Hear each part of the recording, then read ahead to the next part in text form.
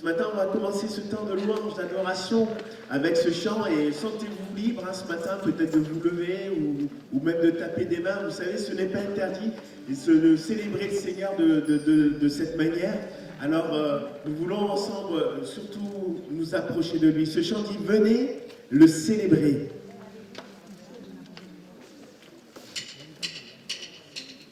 Venez le célébrer, son grand amour, venez le chanter, le Fils de Dieu est venu, donner la vie, toute l'étoile, car tu nous fais partager ta joie, et nous offrons en ton honneur, un chant d'amour Seigneur. Venez le célébrer, célébrer, célébrer, chanter, notre roi.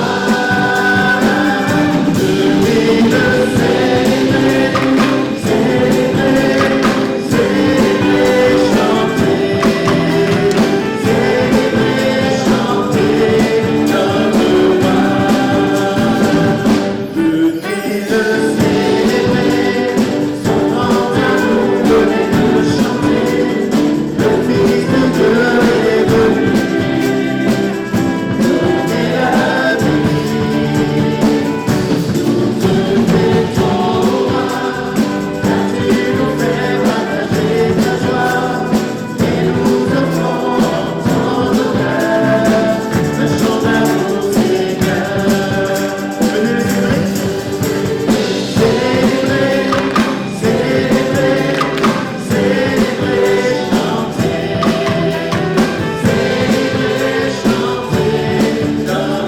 roi. Venez le célébrer, célébrer, célébrer, chanter, notre roi. Venez le célébrer, son grand amour, venez le chanter, le Fils de Dieu est venu, donner la vie, toute l'étoile, car tu nous fais partager ta joie, et nous offrons en ton honneur, un chant d'amour Seigneur. Venez le célébrer, célébrer,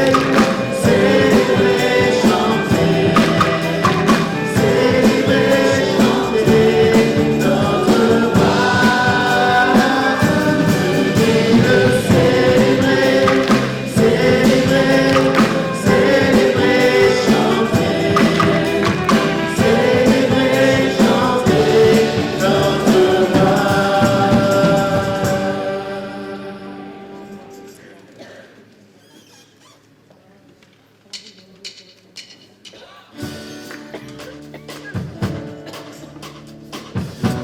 Ce matin, nous venons dans sa maison, nous venons nous abandonner entre ses mains.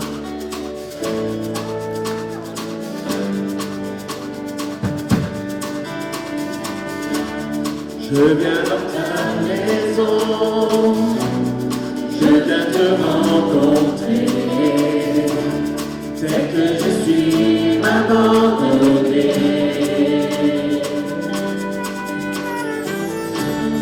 Alors que nous chantons, ton esprit me remplit, mon âme est libérée. On reprend, je viens dans ta maison.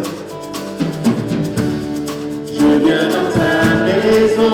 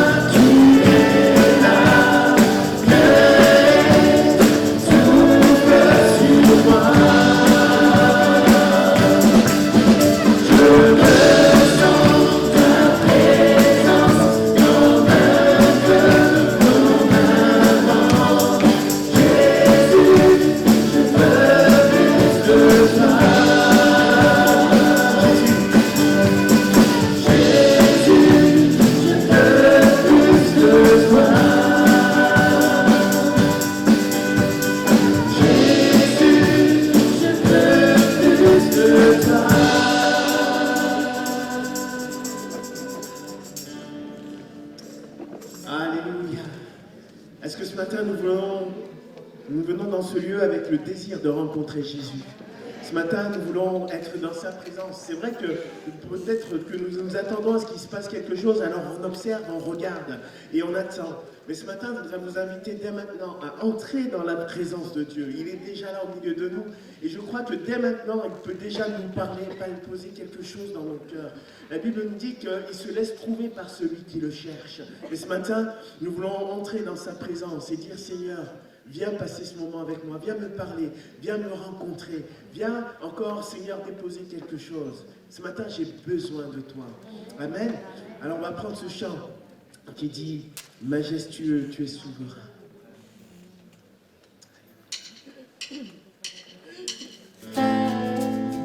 Alléluia.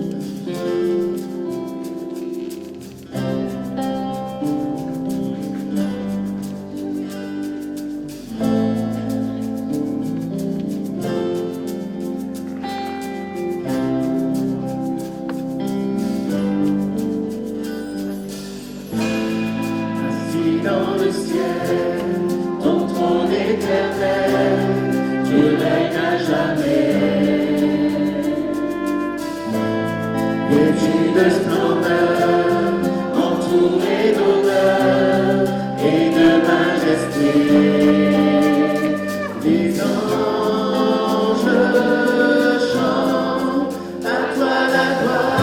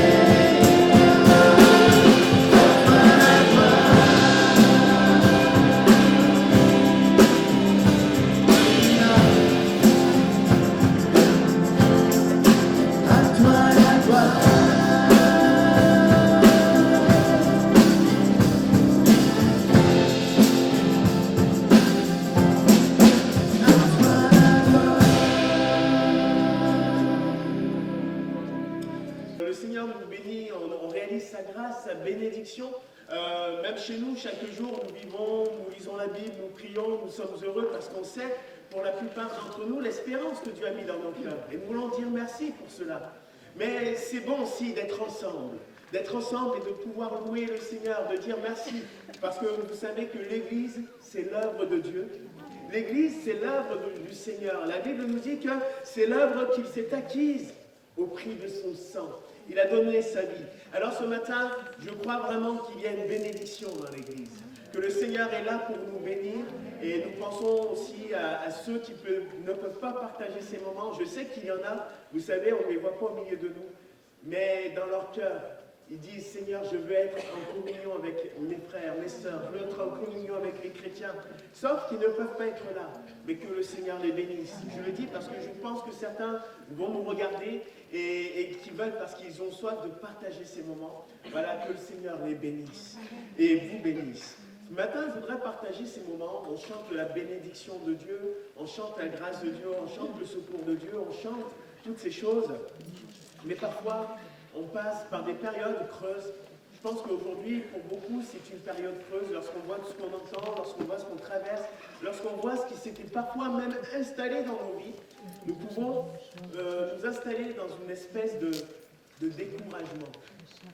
Est-ce que c'est autorisé d'être découragé lorsque nous sommes chrétiens? Est-ce que c'est permis? Est-ce que c'est une bonne chose? Je voudrais qu'on puisse parler de cela. Est-ce que c'est bon d'être chrétien et découragé? Est-ce que c'est normal? Est-ce que c'est un péché? Non, je ne crois pas que ce soit un péché. Par contre, il n'est pas bon de rester dans le découragement. Il n'est pas bon de s'installer dans le découragement. Et on va voir dans ce que nous allons partager aujourd'hui, que Dieu veut encore aujourd'hui nous parler pour nous faire sortir de toute forme de découragement. Le message d'aujourd'hui, c'est sors du découragement, sortir du découragement. Et pour ce faire, je voudrais vous inviter à lire un passage dans 1 Roi, chapitre 19. Et on va lire un passage pour avoir vraiment l'ensemble de l'histoire, du contexte de ce que va vivre là le prophète Élie, du verset 3 au verset 16. 1 Roi chapitre 19, verset 3 au verset 16. J'en profite pendant qu'on cherche ce passage pour vous transmettre aussi les salutations de M. Vautier qui est en Israël actuellement. Mais il pense bien à vous, il m'envoie des messages, des photos, il m'envoie tout cela. Et vraiment, je pense que quand il reviendra, il vous fera certainement un petit retour de ce qu'il a pu vivre, et on le fera aussi sur l'église d'Uzès. Que le Seigneur bénisse, les bénisse là-bas. En tout cas, il pense bien à vous et vous salue. Alors, 1 Roi chapitre 19, verset 3 à 16. Élie, voyant cela, se leva et s'en alla pour sauver sa vie.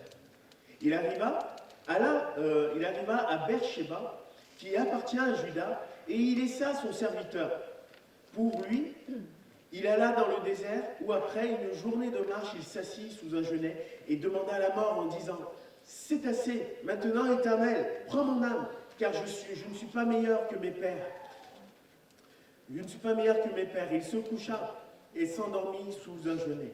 Et voici un ange de l'Éternel le toucha et lui dit « Lève-toi, mange ». Il regarda et il y avait à son chevet un gâteau cuit sur des pierres chauffées et une cruche d'eau. Il mangea et but, puis se recoucha. L'ange de l'Éternel vint une seconde fois, le toucha et dit « Lève-toi, mange, car le chemin est trop long pour toi. » Il se leva, mangea et but, et avec la force que lui donna cette nourriture, il marcha 40 jours et 40 nuits jusqu'à la montagne de Dieu, à Horeb. Et là, il entra dans la caverne, et voici, la parole de l'Éternel lui fit adresser en ces mots, « Que fais-tu ici, Élie ?» Je répète la question, « Que fais-tu ici, Élie ?» Et Élie va lui répondre, il répondit, « J'ai déployé mon zèle pour l'Éternel, le Dieu des armées, car les enfants d'Israël ont abandonné ton alliance et ont renversé tes autels. Ils ont tué par l'épée les prophètes, et je suis resté, moi seul. Et ils cherchent à m'ôter la vie. L'Éternel dit, sors, et tiens-toi dans la montagne devant l'Éternel. Et voici, l'Éternel passa, et devant l'Éternel, il y eut un vent fort, et violent. Il y eut un vent fort et violent qui déchirait la montagne et brisait les rochers. L'Éternel n'était pas dans le vent. Et après, il y eut un tremblement de terre. L'Éternel n'était pas dans le tremblement de terre. Et après le tremblement de terre, un feu. L'Éternel n'était pas dans le feu. Et quand Élie l'entendit, et après après le feu, un murmure doux et léger. Et quand Élie l'entendit, il s'enveloppa le visage et le manteau. Excusez-moi, il s'enveloppa le visage de son manteau et sortit et se tint à l'entrée de la caverne. Et voici, une voix lui fit entendre ces paroles. « Que fais-tu ici, Élie » Il répondit, « J'ai déployé mon zèle pour l'Éternel, le Dieu des armées, car les enfants d'Israël ont abandonné mon alliance et ils ont renversé tes autels et ils ont tué par l'épée tes prophètes. Et je suis resté moi seul et ils cherchent à m'ôter la vie. » L'Éternel lui dit, « Va, prends ton chemin, reprends ton chemin par le désert jusqu'à Damas. Et quand tu seras arrivé, tu oindras Hazaël pour roi de Syrie. Tu oindras aussi Jéhu, fils de Nimki, roi d'Israël, et tu oindras Élisée, fils de Shaphat, d'Abel-Méola, pour prophète à ta place. Amen. Amen. Alors c'est un contexte qui est assez difficile qu'a vécu le prophète Élie dans ce moment-là. Et pourtant, on ne l'a pas lu parce que ça serait trop long, mais Élie a quand même vécu quelque chose de grand, quelque chose de fort juste avant. C'est quand même le prophète de l'Éternel, il parle de la part de Dieu, il a une communion particulière avec le Seigneur et il parle dans le nom du Seigneur. Et là, Élie va vivre comme un moment de découragement. Mais avant ça, je voudrais quand même souligner qu'il avait vu de grandes choses. Juste avant, ce qui va précéder, qui va même engager cette période de découragement, c'est qu'il va vivre une grande expérience avec Dieu face à ces 450 prophètes qui vont être démasqués par l'Éternel, mis à nu vis-à-vis de leur tromperie, de leurs mensonges, de ceux qui adorent des faux dieux. Élie va montrer qui est le vrai Dieu. C'est l'Éternel, à travers un autel qui va se consumer alors qu'il y aura de l'eau autour de l'autel, qu'il y aura de l'eau sur le sacrifice, qu'il y aura de l'eau sur toutes ces choses. Élie va montrer la grandeur de l'Éternel devant le roi Akab, devant ses prophètes. Et la femme du roi Akab, Jézabel, va entendre cela et va commencer à proférer des menaces vis-à-vis d'Élie. Élie va voir la grandeur de Dieu, mais lorsqu'il va entendre les menaces de Jézabel, il va perdre courage. Je voudrais juste commencer pour donner cette définition que lorsque nous appartenons au Seigneur, lorsque nous avons une étroite relation avec Dieu, lorsque nous voyons la main de Dieu agir, cela nous donne du courage. Il a fallu du courage pour Élie de se présenter devant ces 450 prophètes et de dire que vous avez un faux Dieu. Est-ce que vous me voyez, vous présenter sur la place de Nîmes et dire vous êtes tous dans l'erreur, vous êtes tous là, vous adorez tous des faux dieux. Parce que c'est ce qu'il va faire. Mais ce qu'il fait, c'est parce qu'il sait que son Dieu est grand. Ce qu'il fait, c'est parce qu'il sait que son Dieu est avec lui. Et quand on sait que Dieu est avec nous, nous avons du courage. Lorsque nous savons que Dieu est avec nous, nous pouvons parfois déplacer nos montagnes, nos obscurités, nos périodes, nos endroits sombres, là où nous avons peur, là où nous nous sentons faibles, parce que nous comptons sur la grâce de Dieu. Et ce matin, je voudrais vous encourager à compter sur la grâce de Dieu. Avoir du courage, c'est être confiant. Et avoir du courage, c'est être plein d'espoir, c'est être plein d'assurance, plein de force.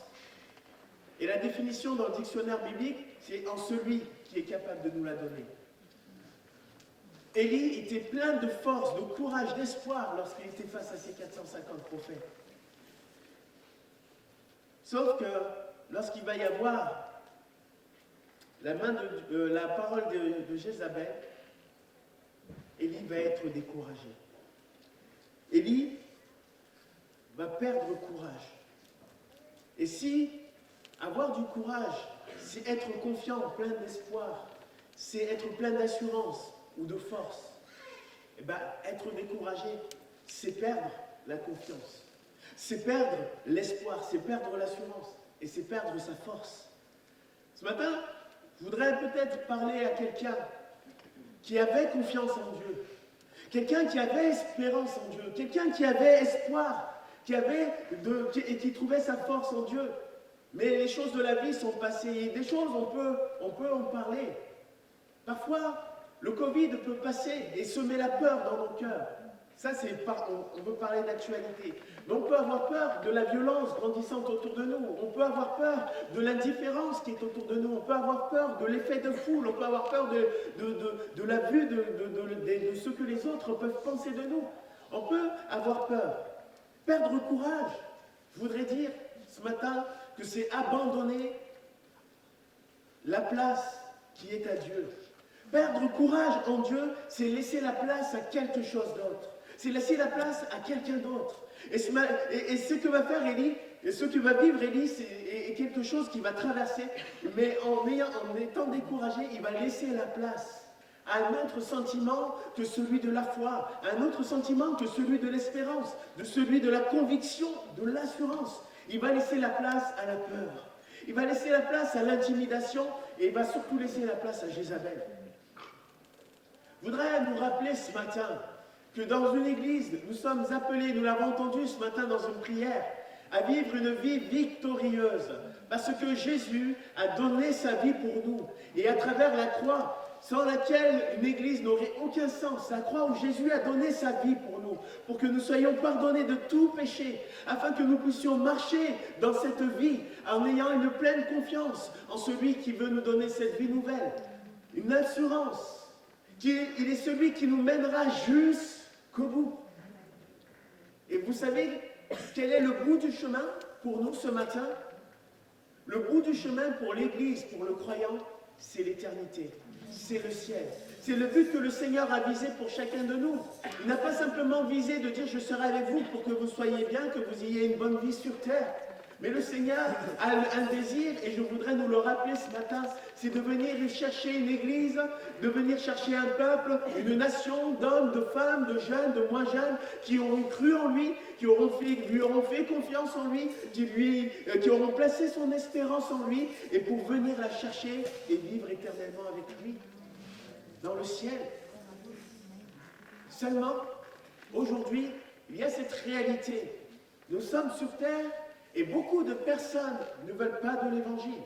Beaucoup de personnes ne veulent pas de la bénédiction de Dieu. Beaucoup de personnes ne veulent pas de Dieu tout court. Et on peut apparenter toute forme de choses qui s'opposent à Dieu, à Jézabel. Parce que Jézabel n'avait qu'un désir, c'était de mettre à mort Élie. Elle a dit que le ciel me tombe sur la tête si je ne te fais pas ce que tu as fait à mes prophètes. Jézabel utilisait ses prophètes pour influencer le monde.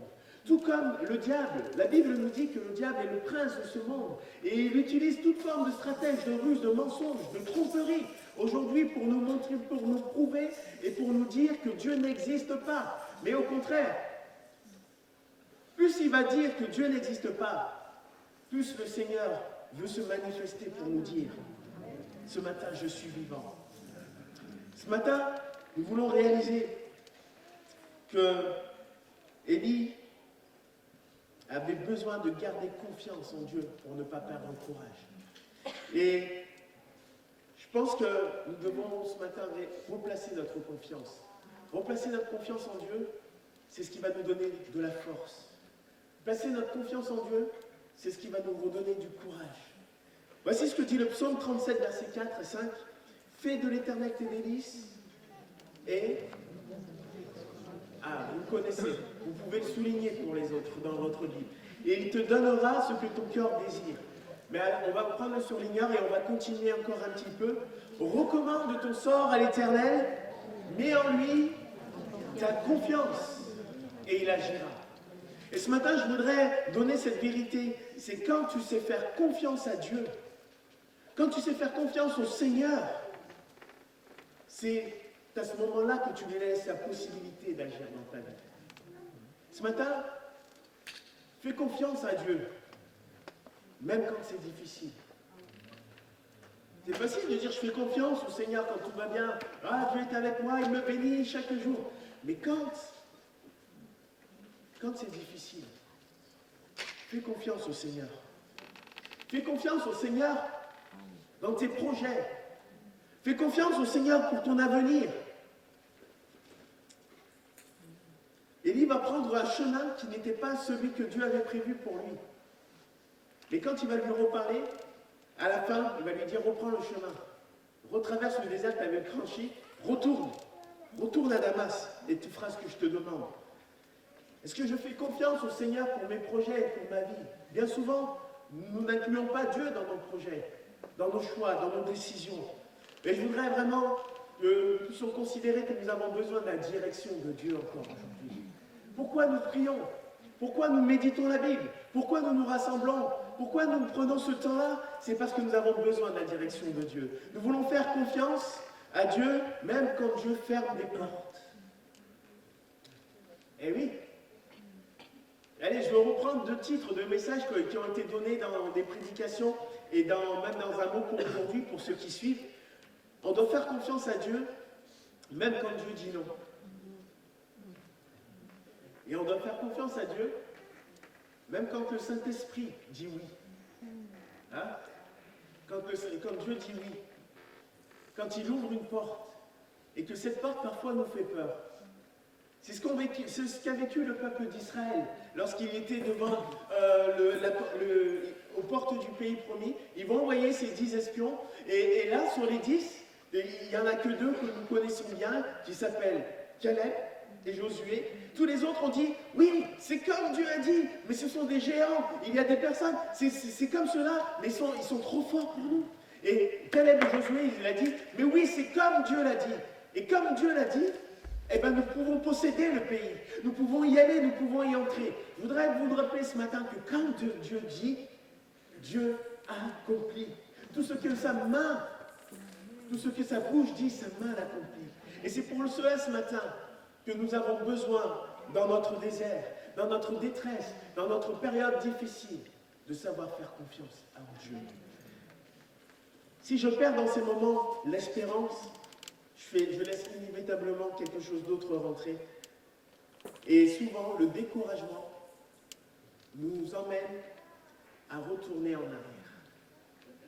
Quand je regarde la première destination, avant de se retrouver dans le désert, et que il va prendre le chemin de Beersheba.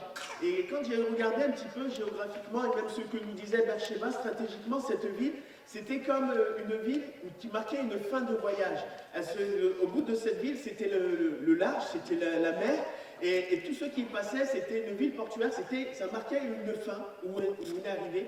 Et en face, en fait, de l'autre côté de cette mer, de cette mer qui avait à la ville de Beersheba, se trouvait l'Égypte.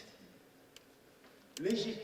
Et pour ceux qui connaissent la Bible, savent qu'il y a une histoire en Israël avec l'Égypte. Lorsque Dieu a libéré l'Égypte, le peuple d'Israël de la main de Pharaon, de l'Égypte, de l'esclavage, de toutes ces choses. Et il y avait un symbole fort dans ce que vivait là. Et je voudrais dire que ce matin, quand on est découragé, souvent, ce que nous voulons faire, c'est retourner en arrière. En quelques mots, c'est de se dire, quand je n'avais pas Dieu, j'étais sans problème, c'était tellement mieux. Quand on est découragé, on se dit, pourquoi j'ai choisi ce chemin? Avant j'avais tout, aujourd'hui je vis cela. Mais je voudrais vous dire que le Seigneur, aujourd'hui, veut nous poser la même question qu'à Élie. Que fais-tu ici? Quand tu parles de faire, que fais-tu ici? Il ne parle pas là de lieu géographique. Mais il dit, que fais-tu là? Dans ta position spirituelle? Que fais-tu là? Dans ta détresse? Dans ton découragement?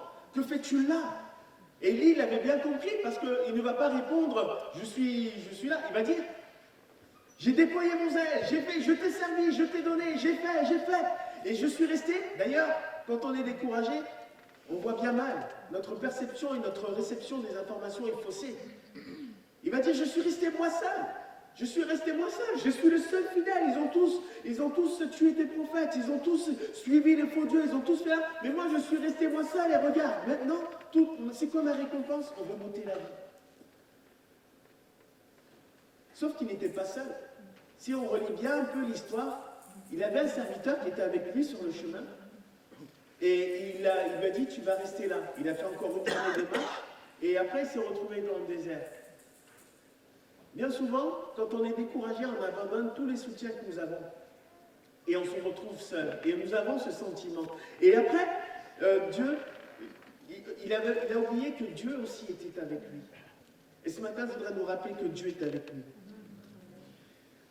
Nous voulons réaliser que Dieu veut nous sortir du découragement. Alors Dieu va parler à Élie et il va lui donner à manger et il va lui parler. Alors je ne voudrais pas simplement rester sur un passage de l'Ancien Testament parce qu'on pourrait dire que c'est une histoire, mais je voudrais vous montrer que Dieu veut encore le faire pour nous aussi, Église d'aujourd'hui. Et je voudrais vous lire un autre récit dans la Bible. De Jésus qui va redonner courage. Et ce matin, pour reprendre courage, il est important d'avoir quelques étapes, et on va aller voir ce matin des choses que Dieu veut mettre en nous pour que nous puissions reprendre courage.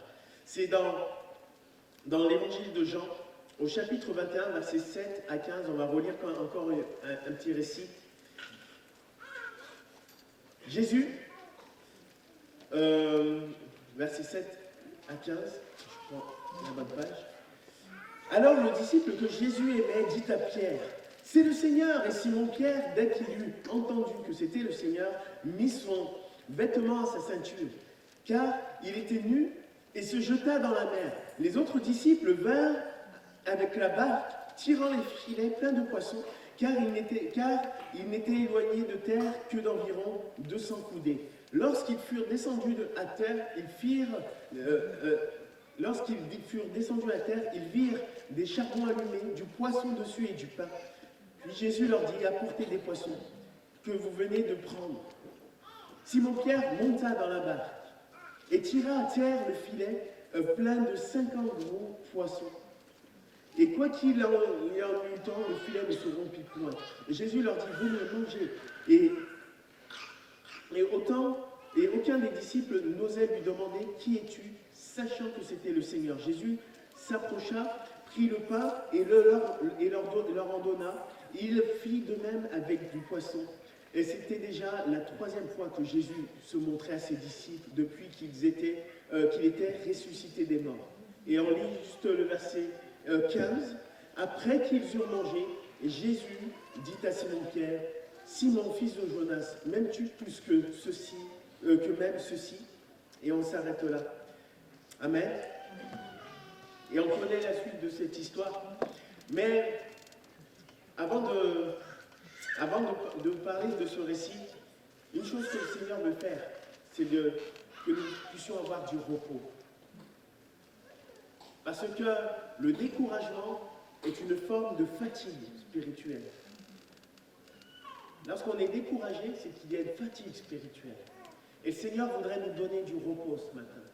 Du repos pour notre âme. Et voici ce que dit Jésus dans Matthieu chapitre 11, verset 28. « Venez à moi, vous tous qui êtes fatigués et chargés, et je vous donnerai du repos. » Et ce matin, le Seigneur veut nous donner du repos. Il veut que nous puissions le recevoir, pas en allant n'importe où, pas en allant en n'importe quel lieu. Il faut que nous puissions aller là où il est, le Seigneur. C'est en Christ que nous pouvons trouver le repos. C'est en lui. Et lorsque nous sommes fatigués, au lieu de prendre des chemins inverses, d'aller dans des chemins où nous retrouvons isolés, allons vers le Seigneur. Il veut ce matin nous redonner du repos. Et ce matin, si nous venons vers lui, c'est pour le recevoir, ce repos. Amen. Alors, on va reprendre ce récit-là de Jésus avec ses disciples. Jésus va aller à la rencontre de ses disciples et pour retracer encore l'histoire, ce que vont vivre les disciples, là, c'est quelque chose d'extraordinaire. Mais, en fait, les disciples, à ce moment-là, au moment où Jésus va mourir, les disciples étaient découragés. Ils étaient découragés parce que justement, ce qu'ils ont appris juste avant, ce qu'ils ont vécu et traversé, leur ont fait perdre courage. Et Jésus avait été crucifié. Jésus venait de perdre la vie physiquement. Et pour eux, leur espérance, l'espérance qu'ils avaient placée en Jésus, c'était que Jésus était le Messie, il était l'envoyé, le sauveur, celui qui était venu pour les délivrer, pour les arracher du malin, les délivrer de la captivité, puisque en ce moment-là, les Juifs étaient sous l'emprise de l'Empire romain, et ils pensaient que c'était lui qui allait les délivrer. Et là, Jésus est mort. Jésus est mort, la tristesse a pris le dessus. La tristesse, la peur a pris le dessus parce que les Juifs ne voulaient pas de Jésus, parce que l'Empire romain ne voulait pas de ce Dieu-là non plus. Et là, il y avait comme une espèce d'oppression, de peur qui s'installait là dans le cœur des disciples, des croyants, mais ils avaient surtout perdu toute espérance. Le Messie est mort. Bien qu'ils avaient entendu des bruits par-ci, par-là, qu'il était certainement ressuscité comme il l'avait dit, et ils furent même étonnés de cela, mais on voit que parfois le cœur de l'homme est incrédule. Le cœur de l'homme, il est difficile à croire que Dieu est encore capable de faire ce qu'il a annoncé. Je voudrais vous dire aujourd'hui, est-ce que nous croyons que Dieu est encore capable d'accomplir ce qu'il a annoncé? D'accomplir ce qu'il a annoncé en ce qui concerne les choses à venir. Ce qu'il a annoncé en ce qui concerne aussi sa présence avec l'Église aujourd'hui. Quand il dit « Allez, faites de toutes les nations des disciples ». C'est bien, hein? Nous sommes heureux lorsque nous voyons cela. Mais est-ce que nous croyons qu'il dit « Et voici, je serai avec vous jusqu'à la fin ». Nous voulons réaliser que le découragement nous fait perdre même la confiance dans ce que nous avons cru et que nous avons connu comme étant véritable, comme étant la vérité. Mais Jésus va venir vers eux, Jésus va leur parler, il va y avoir un grand miracle. Et ces miracles vont être interpellants pour les disciples. Il va les rejoindre sur leur terrain. Il va aller les voir et il va leur dire « Vous n'avez rien péché ?» Alors jetez le filet de ce côté-là. Et d'ailleurs, de son côté, c'est pas très très loin. Et ce qui est étonnant, c'est la quantité de poissons qu'ils ont pêchés à ce lieu de la mer. Mais pour eux, ça va être quelque chose de frappant parce qu'il y en a un qui va reconnaître que c'est le Seigneur, même si on s'aperçoit que personne n'ose parce qu'il doute quand même. Mais Pierre, il va dire c'est le Seigneur, il était nu, il va plonger parce qu'ils avaient déjà vécu 2 fois un miracle de ce type. Lorsque ils vont vivre la pêche miraculeuse, le Seigneur va leur dire de jeter les filets, et tout de suite, pour eux, ça va leur parler. Et souvent, le Seigneur veut nous parler par des signes, des miracles, des prodiges, pas simplement pour nous frapper les yeux, mais il veut nous parler pour nous rappeler. Et c'est ce qu'il va faire avec les disciples, pour leur rappeler qu'il est Dieu. Il est Dieu. Ce que j'ai dit va s'accomplir. Ce que j'ai dit s'accomplit encore aujourd'hui.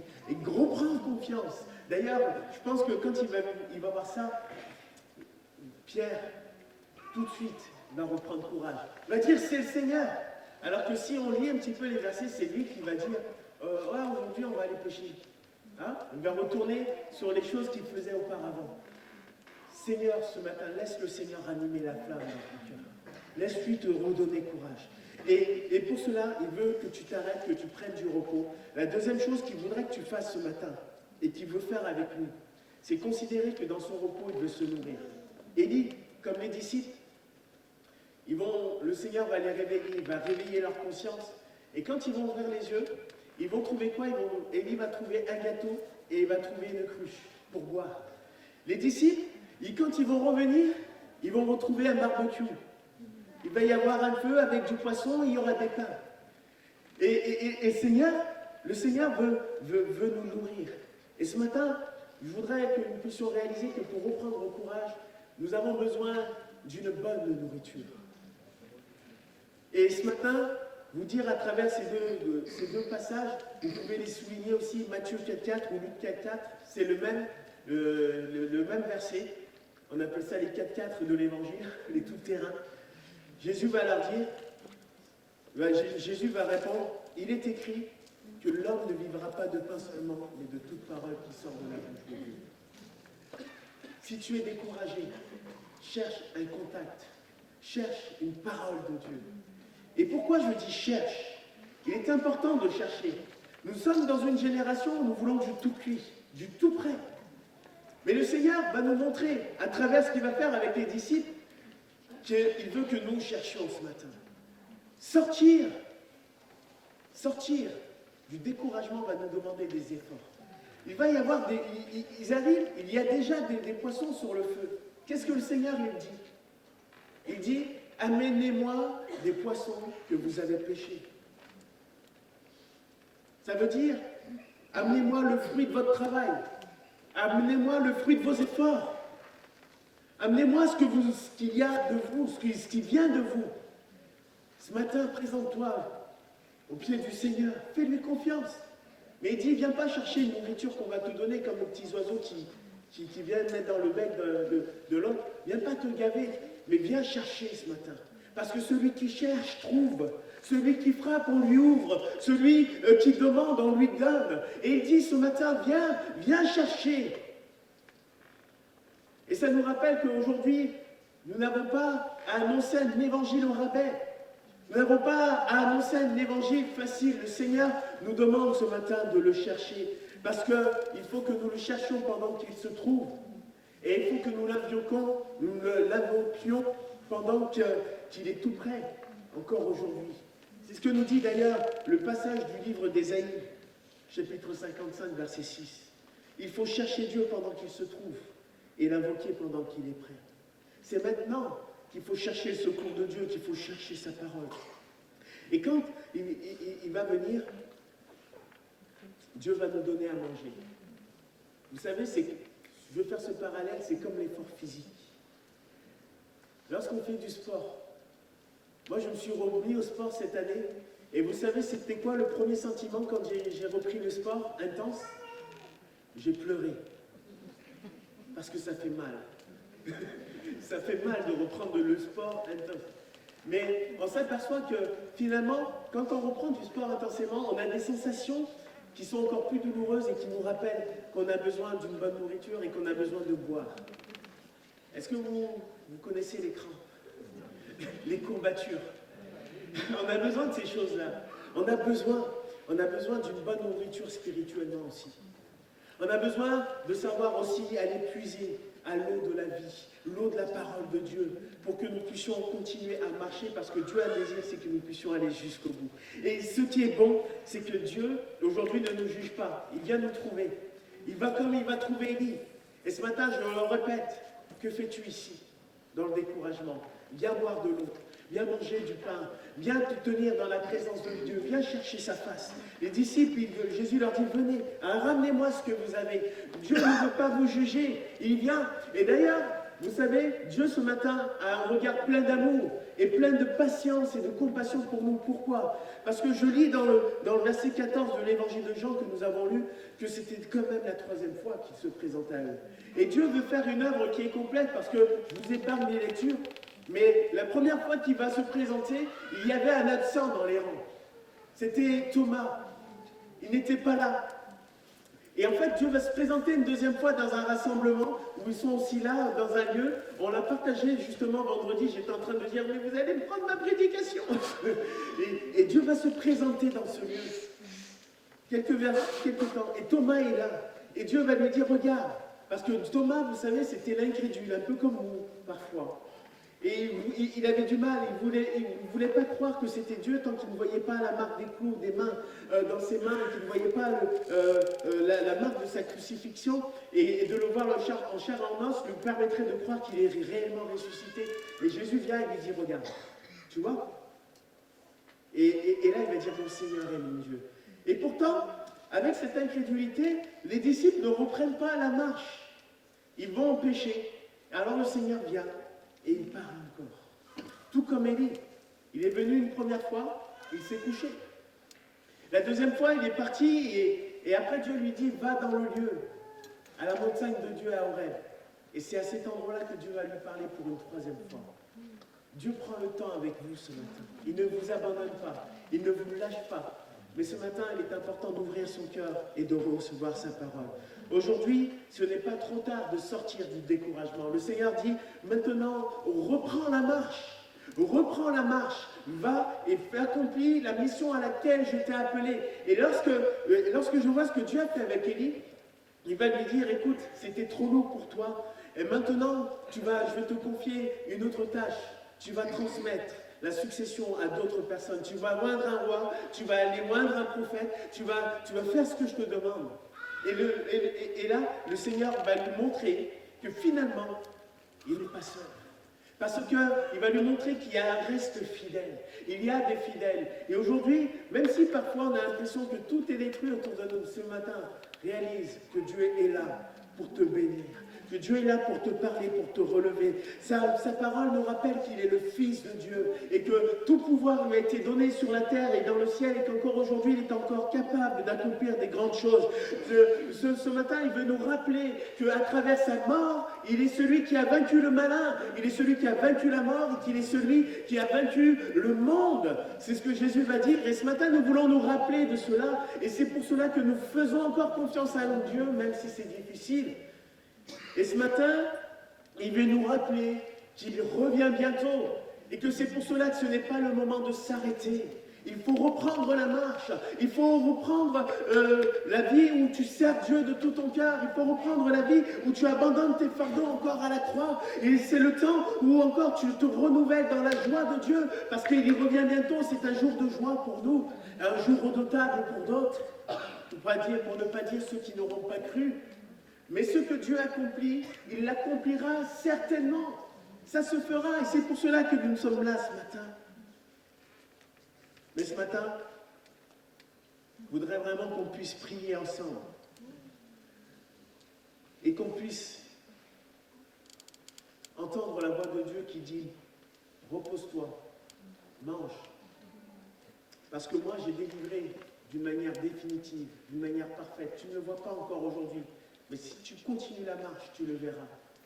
Si tu n'abandonnes pas, tu le verras. Je suis avec toi. Je suis là et regarde, alors tu es fatigué. Je viens ce matin pour te donner à manger. Je viens te redonner des forces. Je viens te redonner ma parole. Je viens te redonner de l'espérance.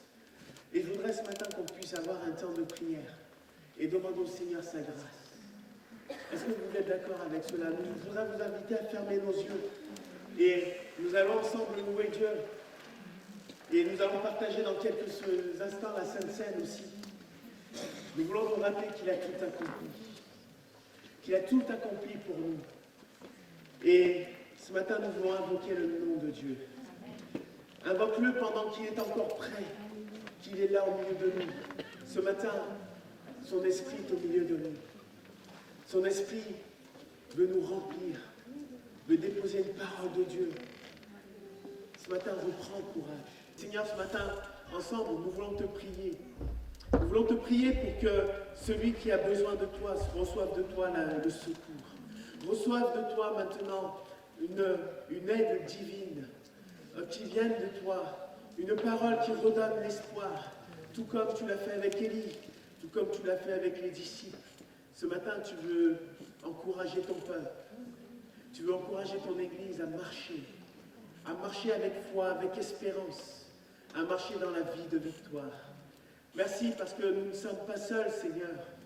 Nous pouvons compter sur ta grâce sur le chemin de la vie. Et ce matin, nous voulons nous présenter devant toi et te dire merci pour la croix. Merci pour le prix payé parce qu'elle restaure celui qui s'approche de toi. Et elle donne la vie à celui qui choisit de croire en toi ce matin. Alors merci pour la grâce de Dieu et pour le nom de Jésus qui est le nom au-dessus de tous les noms. Sois béni, Seigneur. Amen.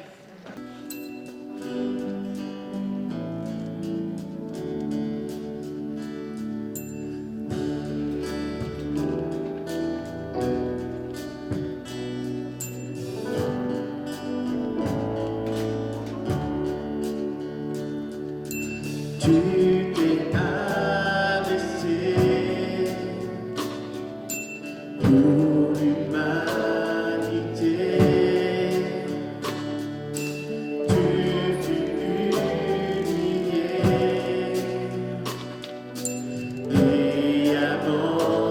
abandonné. Ta mort est ma vie, tu payas le prix, sans crainte aujourd'hui, mon âme s'écrie.